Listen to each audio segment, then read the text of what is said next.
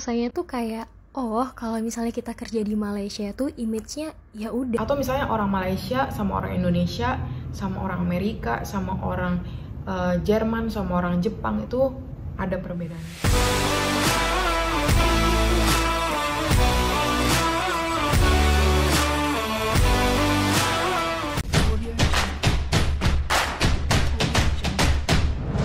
Halo pemirsa, bertemu lagi bersama saya Borunaga. Apa kabarnya semua pemirsa pada hari ini? Semoga semua pemirsa dalam keadaan baik-baik saja ya. Baiklah pemirsa, macam biasa kita akan membuat reaction. Ini mengenai ada seorang content creator atau tiktokers yang datang ke Malaysia melancong bersama suami tercinta. Lepas tu tak sengaja lah masa berjalan-jalan depa-depa ni membaca di billboard ya mengenai satu pekerjaan yang memang sudah dikenal ramai dari orang Indonesia yang menekuni di beberapa negara. So, dia beranggapan bahwa billboard ini membuat dia merasa tertampar. So, kita akan nonton saja videonya. Nanti kita akan tanggapi bersama-sama. Jom. Gara-gara gak sengaja ngebaca billboard yang satu ini, perasaan kita berdua tuh jadi campur aduk banget. Jadi ceritanya dulu aku tuh pernah kerja di Malaysia dan Pak Su pernah kuliah di Malaysia. Semalam kita baca billboard ini dong waktu di perjalanan. Asli sih rasanya tuh campur aduk banget waktu ngebacanya. Kalau perasaan kalian gimana ngebaca billboard ini? Boleh komen di bawah dong apa yang kalian rasain. Jadi sekitar tahun 2013 akhir sampai 2014 aku tuh pernah ikut program magang kerja di Malaysia. Dan semua teman-teman aku dari Surabaya tuh selalu bilang, oh kamu sekarang jadi TKI ya, jadi TKW ya. Nggak ada yang salah sama sekali dan tidak merendahkan pekerjaan apapun. Tapi rasanya tuh kayak, oh kalau misalnya kita kerja di Malaysia tuh image-nya ya udah orang Indonesia tuh cuman bakal jadi TKW seperti yang mereka maksud. Dan kemarin malam waktu kita baca billboard itu rasanya kayak ketampar banget. Apa emang iya para perempuan-perempuan yang pergi ke negara tetangga ini dan bekerja sebagai TKW kesejahteraannya jauh lebih terjamin daripada bekerja di negara sendiri? Boleh dong kita diskusi di bawah tentang pemikiran-pemikiran kalian akan hal. Oke, saya tanggapi ya. Kalau mengenai billboard itu sebenarnya tak ada yang salah. Memang jika kita melihat secara terbuka, memang ramai sangat orang Indonesia yang bekerja di luar negara tuh sebagian adalah segelintir itu yang menjadi pembantu atau asisten rumah tangga. Kalau di Malaysia disebut orang kaji dan bibi lah macam tu ya. So tak kisahlah kita mau dianggap bekerja di luar negara tu sebagai apa ya, selagi pekerjaan itu dilakukan dengan cara yang betul ya, cara yang maksudnya secara halal begitu ya, tidak merugikan orang lain, dapat membantu ekonomi kita di kampung halaman, boleh memajukan diri kita, boleh membantu keluarga kita. Why not? Kita mau kerja apa aja walaupun sebagai pembantu. Karena ya kalau kita perhatikan memang di beberapa negara itu memang cukup dikenal orang Indonesia bekerja sebagai asisten rumah tangga. Walaupun ada sebagian yang bekerja di office ya, tetapi kebanyakan dan sudah dikenal. Jadi ya menurut saya tidak perlulah kita merasa tertampar atau kita malu jika kita dianggap sebagai TKW atau tenaga kerja wanita ya. Karena bagi saya kalau ditanya orang, kamu pernah ya kerja sebagai TKW di Malaysia? Ya, saya pernah bekerja TKW di Malaysia. Sebab kita tidak perlu malu dengan profesi kita sebelum ini, atau orang memikirkan profesi kita di luar sebenarnya bukan pekerjaan kita macam itu ya. Karena apa? Karena memang sudah dikenal bahwa tenaga kerja wanita Indonesia itu memang lebih mudah ya untuk dikenali sebagai TKW atau TKI, tenaga kerja Indonesia. Ya, jadi tidak perlu malu selagi memang itu pekerjaan yang mulia. Bagi saya ya, asisten rumah tangga atau TKW yang bekerja di rumah macam itu sebagai bibi itu sangat mulia. Jadi kalau memang rasa tertampar, rasa macam gimana gitu ya, yo bagi tahulah mau ditulis seperti apa di billboard itu kan. Jadi kita seharusnya membuka pemikiran kita. Tidak semua orang menganggap TKW itu rendah ya. Karena TKW atau TKI yang bekerja di luar negara itu adalah penyumbang devisa yang terbesar nomor 2 di Indonesia. Coba dicari-cari tahu ya. So jika ada yang menganggap bahwa orang di negara luar itu yang bekerja ya dari Indonesia itu mereka adalah TKW, biarkan saja ya. Biarkan saja mereka menganggap kita itu seperti apa, karena kita yang tahu, kita yang menjalani. Sebab kalau dipikir-pikir kenapa ramai orang Indonesia ya, ini wanitanya ya yang bekerja di luar negara itu atau di luar negeri, karena ya sedikit ya lowongan pekerjaan di negara sendiri dan gaji juga masih minim ya untuk asisten rumah tangga ya kan. Nah kalau di kilang di pabrik itu ya lumayan lah, kalau di Indonesia sekarang juga sudah lumayan, ada di beberapa tempat yang masih rendah tetapi ada juga yang cukup tinggi ya. Kalau dibandingkan dengan negara luar itu masih kalah karena ya nilai mata uang juga sudah lain begitu ya. Jadi tidak perlu kita merasa tertampar lah begitu. Ini terlalu berlebihan, tetapi ya tidak mengapa, mungkin mbaknya merasa malu karena dianggap sebagai TKW. Karena sebenarnya ada juga segelintir orang Indonesia yang bukan bekerja sebagai ART, asisten rumah tangga. Ada juga yang bekerja di office macam itu.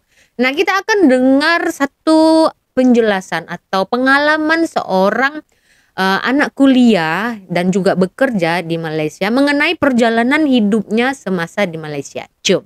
Ternyata jomplang. Yang belum subscribe channel ini tolong di subscribe, like dan juga komen. Lu pakai datingnya buat nyari teman. Hai semuanya, hai apa kabar? Semua ekspat-ekspat di luar sana, baik yang setanah air maupun tidak setanah air. Kenalin gue Dwi. Hari ini pengen sharing lebih lagi. Jadi video pertama itu gue udah sebutin tentang 6 hal yang menurut gue penting banget untuk kalian siapin sebelum akhirnya kalian mutusin untuk kerja di luar negeri. Dan di video kali ini gue bakal lebih dalam lagi seperti yang gue janjikan untuk ngebahas selama 3 tahun kerja di Malaysia ini apa sih sebenarnya yang gue temuin. Dan gue harap semoga video ini berguna untuk kalian semua. Jadi stay tune. Jadi pertama gue akan ngebahas soal visa. Oke, seperti yang kalian tahu, kalau misalnya kalian kerja di negara orang, dimanapun itu, kalian harus punya visa kerja. Ada juga negara-negara sebenarnya yang offer kalian untuk jadi PR, tapi untuk memproses PR itu kan butuh waktu ya, bisa setahun, bisa bertahun-tahun. Maka dari itu alternatifnya adalah kalian harus punya employment visa. Menurut pengalaman pribadi gua, di Malaysia ini ada satu lembaga yang ngurusin soal gituan namanya MDEC. Nah, kalau misalnya kalian pengen cari kerja di sini, pastikan kalian untuk mendapatkan perusahaan yang bisa apply for visa kalian itu. Karena gue pernah diceritain kalau misalnya perusahaan itu untuk bisa eligible untuk nge-hire expat itu mereka ada listnya. Kayak misalnya modalnya mesti sedemikian amount, atau perusahaannya mesti established atau udah berdiri selama berapa tahun. Terus berapa persentase expat yang mereka hire dan banyak lagi prosedurnya.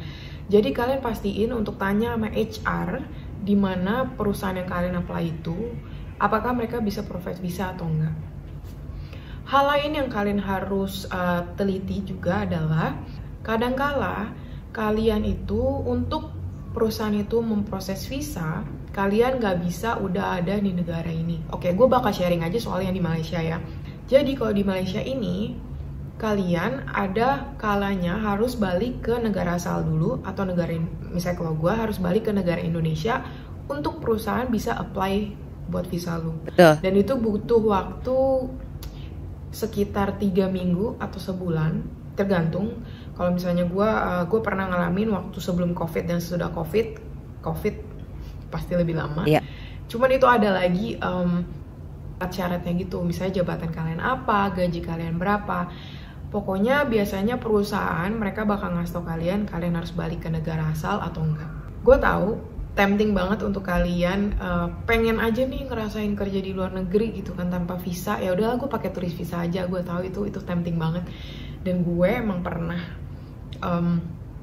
terjebak. Kalau gue pernah terjebak gitu kan, kayak ada perusahaan yang menjanjikan gue untuk bisa apply buat visa tapi ternyata nggak bisa. Tapi itu bahaya guys, walaupun kalian udah punya turis visa, kalau kayak di Malaysia itu kalian bisa menetap di sini selama sebulan. Nanti setiap kalian bolak-balik, petugas imigrasi bakal mulai curiga. Betul.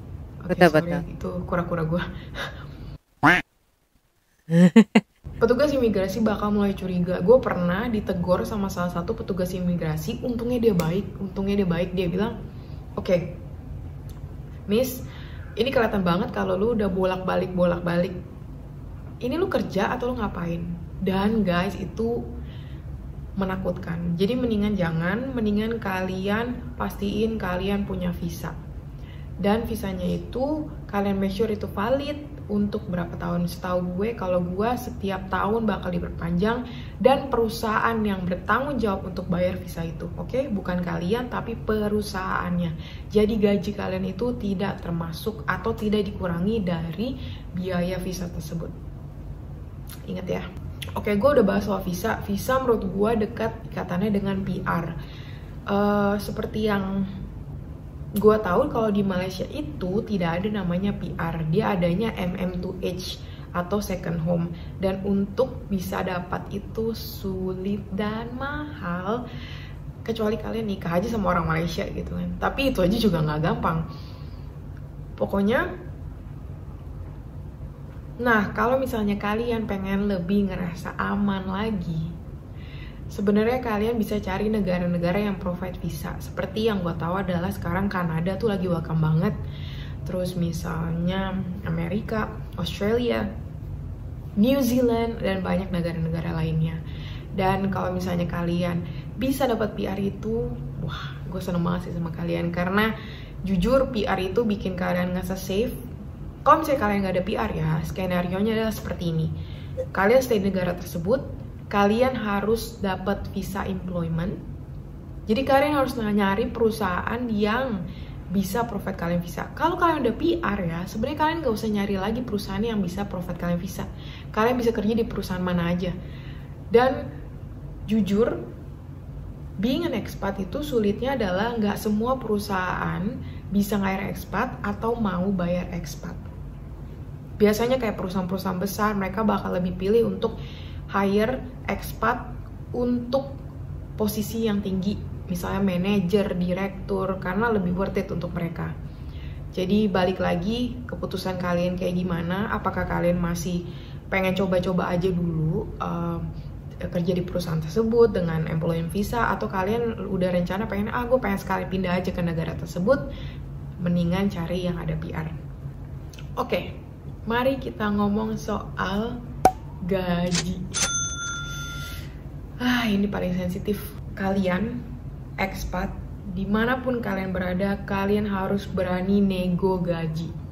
Oke, gue tahu ini sebenarnya mungkin bukan kayak ditulis gede-gede, diumumin gede-gede, tapi ini kalau misalnya kalian sebagai expat, kalian pasti ngerasa ada namanya, mereka bakal ngelihat kalian berasal dari negara mana, itu akan menentukan gaji kalian. Kalau misalnya kayak gue berasal dari Indonesia, mereka bakal ngeliat, oh Indonesia identik dengan TKI, oh Indonesia identik dengan TKW, oh Indonesia itu masih masuk negara berkembang dan masih masuk Asia gitu kan. Jadi itu bisa mempengaruhi gaji loh. Walaupun sebenarnya itu nggak dituliskan ya, tapi itu mempengaruhi gaji. Jadi kalian harus tahu harga kalian. Semuanya itu menurut gue tetap in the end berdasarkan pengalaman dan skill kalian. Jadi kalian jangan malu, kalian jangan takut. Oke, maksud gue, kalian juga harus realistis ya. Karena kan ibaratnya kalian masuk ke negara orang, kalian juga harus cari tahu standar gaji di sini tuh berapa. Betul. Dan berdasarkan tanggung jawab juga. Nggak yang sombong tiba-tiba kayak, gue bisa, gue pintar, lo harus gaji gue tinggi. Nggak kayak gitu juga. Jadi balance aja. Cuma maksud gue, jangan karena ada pemikiran, oh lo orang Indonesia, oh lo orang Malaysia, oh lo orang Amerika, gaji lo mestinya beda. Dan itu sangat-sangat connect ke istilah white people privilege. Ini ada. White people privilege itu pretty much, kalau misalnya lu berasal dari negara-negara white people, kayak misalnya Amerika, Australia, Kanada, mana lagi sih? Pokoknya negara-negara barat tuh ya, negara-negara barat, ada namanya kalian tuh lebih dihargai tinggi dibandingin orang-orang timur. Ini balik lagi, selama 3 tahun di sini gue menemukan ini karena walaupun sebenarnya jujur gue bukan tipe orang yang sharing soal gaji, tapi yang gue dengar orang-orang white people itu mereka mendapatkan privilege yang lebih daripada kita. Tapi ini jangan bikin lu kecil hati ya. Makanya kalau misalnya gue pribadi, gue nggak suka untuk sharing gaji atau misalnya sharing. Pokoknya menurut gue kalau soal keuangan itu sangat sensitif.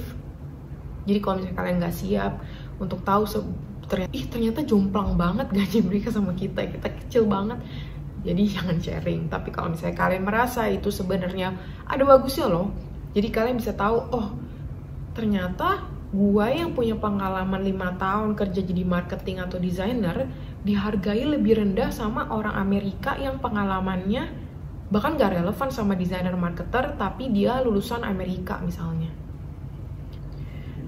Kalau ngomongin soal gaji, kalau ngomongin soal privilege, itu juga diikuti dengan fasilitas. Fasilitas itu maksud gue adalah asuransi. Kalau gue di sini perusahaan gue provide gue asuransi kesehatan. Sebisa mungkin kalian keep dokumentasi penting kayak gitu untuk nanti kedepannya kalian lebih clear. Kalau misalnya kalian mau pakai asuransi, mau just regular check up, pokoknya itu penting. Oke, gue ada satu pengalaman kerja di perusahaan di mana mereka, kalau misalnya lu udah 1 tahun kerja di sana, mereka bakal ngasih lu tiket bolak-balik ke kampung halaman gratis. Pernah. Ya, jadi menurut gue perusahaan-perusahaan itu balik lagi beda-beda regulasinya. Yeah. Cara mereka nge-treat expat juga beda-beda, tapi pastiin kalian punya atau kalian tahu basic, kalian tahu dan kalian dokumentasikan informasi-informasi penting yang basic aja. Setidaknya kalian jadi ekspat di negara orang, kalian ngerasa aman. Balik lagi ya, kalian harus ngerasa aman dan nyaman karena kalian tinggal di negara orang. Betul. Kalian nggak mau dianggapnya ilegal kan? Yes. Betul. Ya balik lagi, kalian udah banyak ngorbanin banyak hal untuk sampai pindah ke negara tersebut. Iya, betul. Ketiga, cara kerja atau work culture. Kita dengar. Cara kerja itu kan pasti beda-beda ya, pribadinya itu beda-beda. Menurut gue balik lagi ke pribadi masing-masing. Tapi memang ada perbedaan work culture orang Western sama, atau misalnya orang Malaysia sama orang Indonesia, sama orang Amerika, sama orang Jerman, sama orang Jepang, itu ada perbedaannya dan kelihatannya itu misalnya dalam hal cara mereka memaksimalkan working hours atau cara mereka menghargai personal life. Ada juga cara mereka berkomunikasi.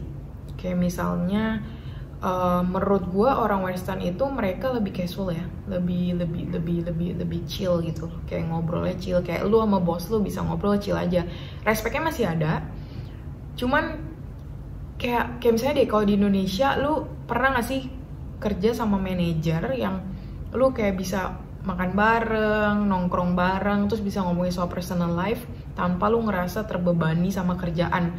Jadi kalau gue, pengalaman gue kerja di startup yang isinya adalah orang-orang bule atau orang-orang luar negeri beraneka ragam, dan gue bisa ngelihat perbedaan banget. Gue awal kayak ngerasa, aduh gue masih agak takut untuk ngomong sama manajer gue untuk hal-hal yang terlalu personal atau sekedar sharing aja gitu kan, karena gue merasa ya kita harus profesional ngomongin kerja. Tapi gue salut karena mereka bisa memisahkan antara profesional sama private. Tanpa, misalnya kalau misalnya udah selesai kerja, kalian makan bareng sama manajer, ya kalian nggak ngomongin kerjaan, ngomonginnya personal life, ngomonginnya happy things gitu. Dan itu gue salut sih. Nah sekarang gue kerjanya di corporate sama isinya orang-orang bule dari berbagai macam negara juga. Dan iya sama chill banget gitu kan, kayak bisa ngobrol apa aja, kayak sama manajer pun lo bisa curhat-curhat, bisa cerita-cerita, tapi keep it professional, which is menurut gue salut. Kalau gue dulu waktu kerja di Indonesia, mungkin sama tim leader gue masih bisa sih curhat-curhat, ngobrol-ngobrol, tapi kayak kalau sama manajer ada, terutama kalau di perusahaan-perusahaan corporate lebih susah kali ya, karena lebih berasa gapnya. Salah satu yang menurut gue salut dan gue bangga jadi orang Indonesia. Orang Indonesia itu dimana-mana terkenal hardworking. Kita tuh terkenal pekerja keras, terkenal orangnya gak takut capek, orangnya loyal, which is a good thing. Kita mesti keep it up, kita mesti keep a good record, karena misalnya kalau lu kerja di negara orang itu, lu nggak cuma membawa diri lu, tapi membawa negara lu, membawa culture lu, membawa pengalaman lu. Betul. Jadi dengan mendengar gue banyak cerita dari orang kayak, oh orang Indonesia itu terkenal banget kalau pekerja keras, tuh nusa.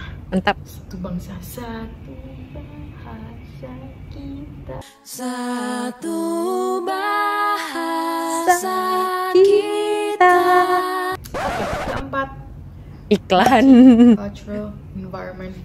Tadi kan gue disebutkan karena gue pengalaman kerja sama orang-orang bule semua. Itu gimana sih rasanya? Itu cocok gak sih? Jujur itu ngebuka mata gue banget, dan seru banget ketemu, denger, sharing, kenal sama orang yang pikiran-pikirannya beda, pola pikirnya berbeda, culture mereka berbeda, dipengaruhi sama negara-negara asal mereka. Tapi untuk pada akhirnya, gue jujur ya, untuk pada akhirnya ketemu orang yang benar-benar gini dari negara lain tuh menurut gue sulit. Karena balik lagi ke lifestyle mereka beda. Gue di sini punya sahabat-sahabat, ada sih yang misalnya ada yang dari Indonesia, ada yang dari sini, ada yang dari Malaysia, ada yang dari Sri Lanka, ada yang dari negara-negara lain. Semuanya orangnya sangat friendly. Mereka semua orang sangat friendly, orangnya sangat terbuka. Jadi balik lagi ke kalian, seru sih dikelilingi orang-orang yang berbeda asalnya. Kalian bisa banyak mendengarkan, kalian bisa banyak dapat insight baru, perspektif baru, karena selama ini kalian melihat di mata kalian aja gitu kan. Kalau misalnya kalian, menurut gue in the end, ketemu orang baru itu selalu menyenangkan. Seperti yang kalian tahu, gue itu profesinya bergerak di bidang desainer dan marketing. Marketing di sini gue spesifikasiin ke social media marketing. Gimana sih Desainer. kerja jadi desainer dan marketer di Malaysia? Sama aja sih profesinya, job description-nya sama aja, KPI-nya sama aja. Oke, jadi desainer dan marketer menurut gue sekarang itu lebih sulit, tapi lebih menyenangkan juga. Kalau kalian banyak dengar soal content creator, digital creator, itu menurut gue sebenarnya mereka terilhami dari percampuran antara marketing sama desain. Kalian harus tahu cara ngejual, kalian harus tahu penggunaan kata-kata, which is content, copywriting. Tapi kalian juga harus bisa tahu cara ngedesain visualnya. Betul. Bisa dalam bentuk foto, video. Dan di sini di Malaysia pada khususnya itu banyak lowongan guys. Kalau misalnya kalian penasaran pengen cari di sini, kalian bisa cari misalnya di LinkedIn, di Jobstreet, atau misalnya Mutual Friends dari Banyak social ya? media, atau misalnya langsung dari website perusahaan-perusahaan tersebut.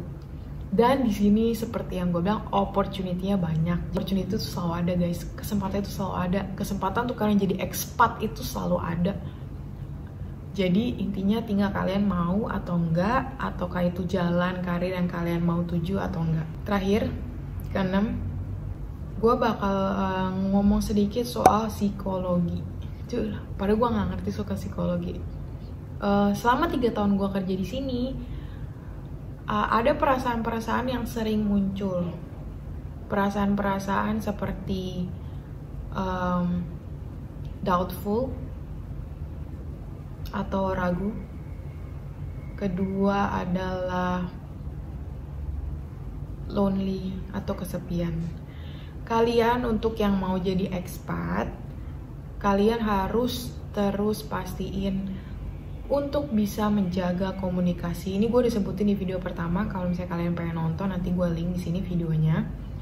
Tapi kesepian ini ada, dan menurut gue ada bagusnya untuk kalian coba cari-cari teman baru di luar perusahaan, di luar kantor kalian, atau misalnya di luar tempat kalian sewa ada teman-teman kos-kosan gitu kan, di luar dari situ.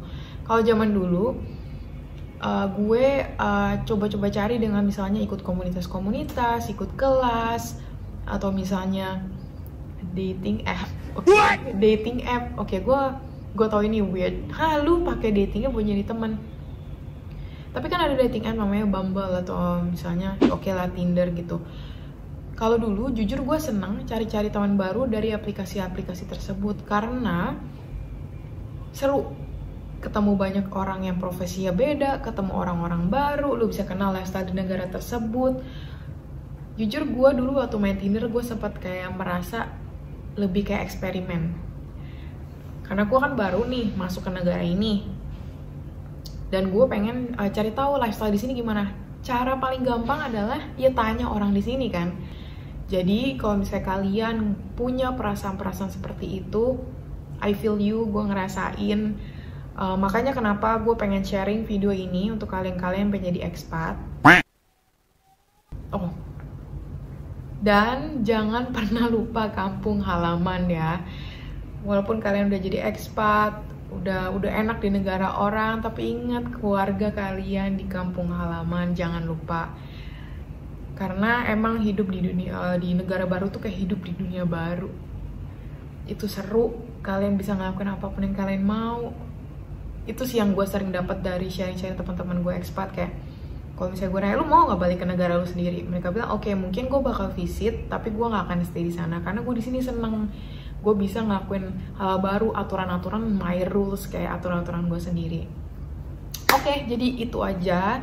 Jadi video hari ini intinya adalah tentang apa aja yang gue temuin selama 3 tahun kerja di sini. Masih banyak sih yang gue yakin poin-poin yang gue lewatin atau gue miss. Jadi kalau misalnya kalian tahu, please komen di bawah. Nah, itulah penjelasan dari seorang gadis cantik asal Indonesia yang bekerja selama 3 tahun di Malaysia. Cukup menarik ya pengalaman beliau semasa di Malaysia. Ya, apa yang dijelaskannya itu cukup kita mengerti sebab tadi ada yang dijelaskan bahwa orang Indonesia memang terkenal dengan sebutan TKW ataupun TKI. Jadi tidak perlu malu lah ya. Karena memang itu profesi yang halal. Profesi yang tidak salah untuk dikerjakan. Jadi tidak masalah jika orang lain dari negara lain memandang serong tentang kita, selagi kita bisa memajukan diri kita di negara orang, bisa membuat diri kita sukses dengan hasil keringat kita sendiri, why not? Dan apa yang dijelaskan Cece ini cukup menarik ya, dari perbedaan gaji juga ternyata sangat berpengaruh ya, kita berasal dari mana macam itu.